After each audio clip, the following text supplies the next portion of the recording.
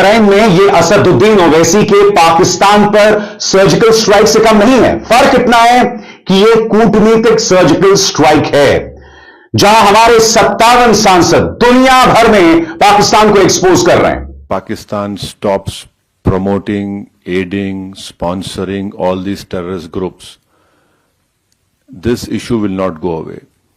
And India has exercised utmost restraint in dealing with this problem. जो ओवैसी दीन ओवैसी साहब और वो सिद्धू साहब जो एक राज्यसभा के मेंबर हैं, और ये सारे लोग वहाँ पे बैठ के बता रहे हैं मुसलमान दुनिया को कोई पाकिस्तान दहशतगर्दी फैलाता है। सवाल सिर्फ इतना है कि हम मुतासर हैं। मुझे ये बताएं, खुजदार में जो बस पे हमला हुआ है वो क्या था? जाफर कोर्ट में, जाफर एक्सप्रेस पे हुआ था, क्या था? जैसे भारत ने सारे दरवाजे बंद कर दिए, मैं चाहता हूं कि तुम भी सारे दरवाजे बंद कर दो। There will be no talks and no trade with Pakistan. सीधी बात है, there will be no talks and no trade. If there are talks they will only be about Pakistan occupied Kashmir. साफ सीधी बात है, ये सरकार की पॉलिसी है। सरकार की पॉलिसी है, पाकिस्तान समझ ले, तुम जमीन पे गिर जाओ, तुम अब्बू अब्बू चिल्लाते बीजिंग चले जाओ, तुम पापा पापा चिल्लाते वॉशिंगटन चले जाओ, तुम कहीं भी चले जाओ, नहीं होगी बात। और आज की तारीख में भारत इतना सक्षम है कि किसी के बाप में हिम्मत नहीं है कि भारत के ऊपर प्रेशर डाल दे। जाके देख लो, ओवैसी को देख लो, जो मुसलमानों का बड़ा खैरख्वाह बनता है, पाकिस्तान मुर्दाबाद नारे लगा रहा है वो बैठ के। वजह उसकी है कि उसकी मजबूरी है। उसको पता है इंडियन गवर्नमेंट, जो मौजूदा गवर्नमेंट है, छोड़ेगी नहीं आपको। इंडिया में जब भी इलेक्शन होते हैं, पाकिस्तान से दुश्मनी का मंजन बेचे बगैर आपको वोट नहीं मिलते। वहां हर शख्स को पाकिस्तान मुर्दाबाद का नारा लगाना पड़ता है। ओवैसी को देख लो ना आप, जो टोपी पहन के आजकल पाकिस्तान मुर्दाबाद। कभी हमें देखा हमने इंडिया मुर्दाबाद का नारा लगाया हो? कभी हमें देखा? कभी हमारे किसी सियासतदान? आपके पास क्या एविडेंस है कि ये फॉल्स फ्लैग है? आप भी तो लाए ना फिर अपनी एविडेंस सामने। आप जो इल्जाम दूसरे पे लगा रहे हैं कि वो एविडेंस के बगैर इल्जाम लगा रहा है, आप भी तो वही काम कर रहे हैं ना। इस पे मुझे याद आता है, हमारे एक एम्बेसडर थे जो फॉरेन सेक्रेटरी भी रहे, तनवीर अहमद खान, डॉक्टर तनवीर अहमद खान। उन्होंने एक दफा बात की थी कि एम्बेसडर का काम सिर्फ ये नहीं होता कि वो अपने हेड ऑफिस को लिख दे कि जी the hosts are being bloody minded, कि यहाँ पे जो मेरे मेजबान हैं वो ब्लडी माइंडेड हैं, अनरीजनेबल हैं। उसने कहा उसका काम ये होता है कि एक्सप्लेन करे।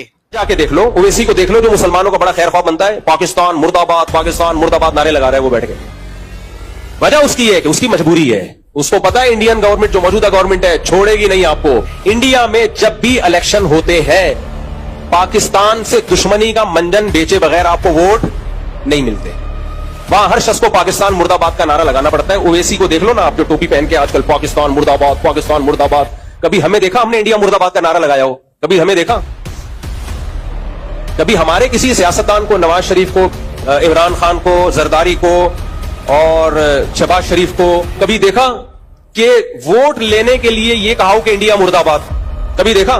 हमारे यहां इंडिया की दुश्मनी पे किसी को वोट नहीं मिलता।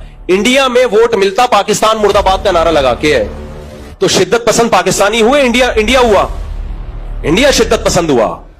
आपको पाकिस्तान दुश्मनी वहां निकालनी है, पाकिस्तान की सेहत पे कोई फर्क नहीं पड़ता। कोई मुर्दाबाद के पास हमने इस जंग में भी इंडिया की मुखालफत नहीं की है। आप भी तो लाए ना फिर अपनी एविडेंस सामने। आप जो इल्जाम दूसरे पे लगा रहे हैं कि वो एविडेंस के बगैर इल्जाम लगा रहा है, आप भी तो वही काम कर रहे हैं ना। इस पे मुझे याद आता है, हमारे एक एम्बेसडर थे जो फॉरेन सेक्रेटरी भी रहे, तनवीर अहमद खान, डॉक्टर तनवीर अहमद खान। उन्होंने एक दफा बात की थी कि एम्बेसडर का काम सिर्फ ये नहीं होता कि वो अपने हेड ऑफिस को लिख दे कि जी the hosts are being bloody minded, कि यहाँ पे जो मेरे मेजबान हैं वो ब्लडी माइंडेड हैं, अनरीजनेबल हैं। उसने कहा उसका काम ये होता है कि एक्सप्लेन करे why are the hosts being bloody minded, कि वो इस तरह अगर बिहेव कर रहे हैं तो क्यों कर रहे हैं। तो अगर इंडिया ये इल्जाम लगा रहा है तो आपको सोचना समझना चाहिए, उसको समझने की कोशिश करें, थोड़ी सी एम्पैथी सिंपैथी शो करें कि भाई हमें आपसे हमदर्दी है, आपके लोग मारे गए, हम समझना चाहते हैं कि आपका माइंडसेट क्या है इस वक्त। तो सिंपैथी भी नहीं हम शो कर रहे, कोई एम्पैथी नहीं कर रहे, और फॉल्स फ्लैग किए जा रहे हैं। So this is very unfortunate. बिल्कुल, लेकिन सर देखते हैं कि आगे क्या बात बनती है, और जो डेलीगेशंस जा रहे हैं, और अभी मतलब अमेरिका ने भी जाहिर है कि एक तरीके से रोका है इस वॉर को, वॉर होने से रोका है, यानी जो अटैक्स चल रहे थे उसको। तो यकीनन दोनों तरफ के कई लोग तो खैर यही चाहेंगे कि ये सिलसिला चलता रहे, लेकिन बहुत से लोग ये भी चाहेंगे कि अमन रहे, और पाकिस्तान जरूर अपनी जो यहाँ पर हमने लोग रखे हुए हैं, चाहे वो हाफिज सईद हो, चाहे मसूद अजहर, इस तरह के लोगों के ऊपर कार्रवाई करे। कि किसी के बाप में हिम्मत नहीं है कि भारत के ऊपर प्रेशर डाल दे, किसी के बाप में हिम्मत नहीं है। जो तुम लोग सोच रहे हो ना कि चाइना जरा एक फोन, चाइना क्यों फोन करेगा यार? पाकिस्तानियों सोचो, चाइना क्यों फोन करेगा? चाइना ने जब हम तुम्हें ठोक रहे थे और तुम्हारे इतने शहरों पे जब हमने मिसाइलें मारी हैं, और तुम्हारे प्रधानमंत्री ने खुद कबूला है कि नूर खान बेस उड़ा दिया, ये फलाना बेस उड़ा दिया, वो फलाना बेस उड़ा दिया।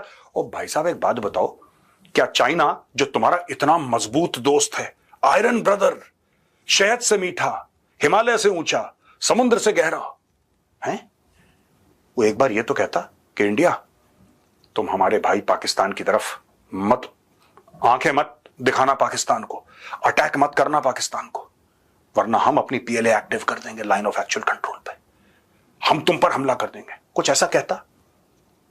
तुम्हारी पिटाई 1999 कारगिल में हुई, तब क्या करा चाइना ने? तुम्हारी 71 में पिटाई हुई, तुम्हारे मुल्क के 2 टुकड़े कर दिए, तब क्या करा चाइना ने? उसके पहले 65 में क्या करा चाइना ने, ये बता दो। चाइना ने करा क्या? आयरन ब्रदर, वो सिर्फ तुम्हें कर्जा देने के लिए है, ऐसी दरों पे कर्जा देने के लिए है, ऐसे सूद पे कर्जा देने के लिए है कि तुम्हारी हिम्मत नहीं है कि अपनी आवाम को बता दो कि इतना पैसा हमने चीन से लिया, इतने दर सूद पे। बताओ। Prime Minister Narendra Modi rejected the possibility of such discussions, emphasizing that India's priority is addressing and combating terrorism. Sharif suggested Saudi Arabia as a potential neutral venue for, ये देखो फिर भीख। सऊदी अरब प्लीज यार जरा भारत से बात करा दो यार, प्लीज बात करें। किस मामले में क्या मांगना चाहते हो? तुम ये चाहते हो कि अंबानी अडानी चेक काट के देते हैं $5-5 अरब का, यही चाहते हो? बेकारियों, और क्या चाहते हो? एक बात बताओ मुझे, क्यों शरीफ सजेस्टेड सऊदी अरेबिया, क्यों टॉक्स करनी है तुम्हें भारत से यार? क्या तुम में कोई भी इज्जत का, कोई भी गैरत का एक तिनका रह गया है तुम्हारे जिस्म के अंदर, तुम्हारे जहन में? थोड़ी सी एक शर्म होती है कि यार नहीं, इतनी बार कोई धुतकार रहा है, इतनी बार कोई हमें लात मार के दूर फेंक रहा है, अब नहीं जाएंगे यार कुछ चीज मांगने। फिर मांगने के लिए आ गए Saudi Arabia as a potential neutral venue. Talks क्यों करें तुम्हारे साथ बेकारियों? क्यों टॉक्स करें? जब सड़क पे कोई दरवाजा खटखटाता है, आपके विंडो खटखटाता है और बोलता है कि 2 रुपए दे दो, 5 रुपए दे दो, आप उसके साथ टॉक्स करते हैं? या तो आप अपना मुंह फेर लेते हैं जैसे भारत ने फेर लिया, या फिर आप खिड़की नीचे करके उसके कटोरे में कुछ पैसा डाल देते हैं जैसा चाइना करता है। There is no third way. यहां पे दोस्तों इंडिया टुडे की रिपोर्ट है, ये लिखा है इंडियाज डिप्लोमेटिक आउटरीच। मुझे ऐसा करना चाहिए कि आउटरीच नहीं है ये, दिस इज अ फायरस्टॉर्म। जिस तरीके से इंडिया ने, मैं एक बात जानना चाहता हूं कि जो बिलावल भुट्टो जा रहा है पाकिस्तान को रिप्रेजेंट करने के लिए, मैं सिर्फ यह जानना चाहता हूं कि उसकी जो टीम है उसमें पाकिस्तान तहरीक इंसाफ के कितने लोग हैं? मैं जानना चाहता हूं, क्योंकि पाकिस्तान की सबसे पॉपुलर पार्टी है, ठीक है, चोरी करके इमरान खान को तुमने जेल में डाल दिया, लेकिन उसमें पाकिस्तान तहरीक इंसाफ के कितने सीनियर लीडर हैं? जरा ये बताओ। हमारा ये देखो मल्टी पार्टी डेलीगेशन है, सब लोग अलग अलग पार्टियों के हैं। यहां पे ये देखिए, UAE Japan extend support to India's global outreach against Pak back terrorism. यहां पे यूएई इस्लामिक बिरादर मुल्क, जापान जो लेटेस्ट डेस्टिनेशन है पाकिस्तानियों का भीख मांगने का, सब जापान जा रहे हैं आजकल। Reaffirm the solidarity with India in combating terrorism, with the UAE expressing its support by standing shoulder to shoulder, and Japan commending India's restraint following the Pahalgam attacks. ये देखो साहब, ये आपका यूएई का, और ये यहां पे इंडिया एंड जापान। ये जापान में India's operation Sindoor sends multi party delegations to Japan UAE. UAE said it stand shoulder to shoulder, Japan express strong support for India's fight against terrorism. हमारा काम शुरू हो गया, बिलावल कहां है? और सबसे बड़ी बात, बिलावल कहीं भी हो, दैट्स नॉट आवर कंसर्न। हमारा यह कंसर्न है कि क्या वो जो डेलीगेशन बिलावल भुट्टो लीड कर रहा है उसमें पाकिस्तान तहरीक इंसाफ के लोग हैं, उसमें ऑपोजिशन पार्टी के लोग हैं? क्योंकि हमारी डेमोक्रेसी है दोस्तों, हमारी डेमोक्रेसी, और यहां पे सरकार से सवाल पूछना, मैं तो आज ऑपोजिशन पार्टी से यह कहना चाहता हूं, कांग्रेस पार्टी हो, कोई भी पार्टी हो, मैं एक बात कहना चाहता हूं कि सरकार से सवाल पूछना सिर्फ आपका अधिकार नहीं है, आपका धर्म है। It's your duty, it is not just your right. Right छोटी होती है, धर्म बड़ा होता है, ड्यूटी बड़ी होती है, और डेमोक्रेसी ऐसी काम करती है, डेमोक्रेसी ऐसे ही काम करती है। मेरे बारे में लोग मीडिया में लिखते हैं, मेरे बारे में लोग टेलीविजन चैनल पे बोलते हैं, मैं कभी रिएक्ट नहीं करता। इट्स ओके, उनका अधिकार है बोलना यार, मैं उनसे डिसएग्री करता हूं, लेकिन उनका अधिकार है, और यह अधिकार कोई गौरवारिया नहीं दे रहा, वो संविधान दे रहा है भाई। I have to respect, you have to respect, everybody has to respect. तो ये है, this is the Indian constitution in action. ये मल्टी पार्टी डेलीगेशन नहीं है, this is the Indian constitution in action, जहां पे सारी पॉलिटिकल पार्टीज एकजुट होती हैं, कहती हैं ठीक है, हमारे डिफरेंसेस एक तरफ, हमारे राजनीतिक मतभेद एक तरफ, लेकिन हम जाएंगे और जहां पे पाकिस्तान को ठोकना होगा, हम पाकिस्तान को एक्सपोज करेंगे डिप्लोमेटिकली। लेट्स गो, एक साथ।